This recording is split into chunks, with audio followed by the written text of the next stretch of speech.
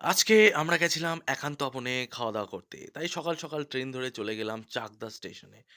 গিয়েই দেখি এখানে একান্ত ভবন তখন একটু ফাঁকাই ছিল, ভেতরের ইন্টেরিয়রটা এরকম। তখন কাকা এখানে বিরিয়ানি প্রিপারেশন করছে। আর কাকা তো কি মজাদার লোক তোমরা এইবার ভিডিওতে বুঝতে পারবে।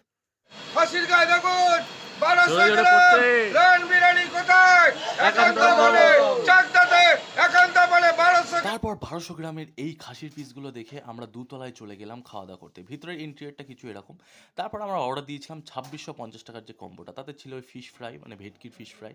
তারপর বাটার চিকেন, বাটার নান। তারপর ছিল মিক্সড ফ্রাইড রাইস যেটাতে মটনও দেওয়া ছিল গাইস। হ্যাঁ, আমাদের এদিকে সচরাচর মিক্সড ফ্রাইড রাইসে মটন দেয় না কিন্তু কাকা দিয়েছিল।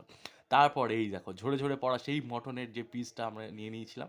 তারপর একটা মটন ও আলু দিয়ে বিরিয়ানির যে বাইটটা নিলাম গাইস অসাধারণ খেতে। তারপর চলে এসেছিল কম্বোর লাস্ট আইটেম যেটা ছিল কোল্ড ড্রিংকস অথবা মকটেল।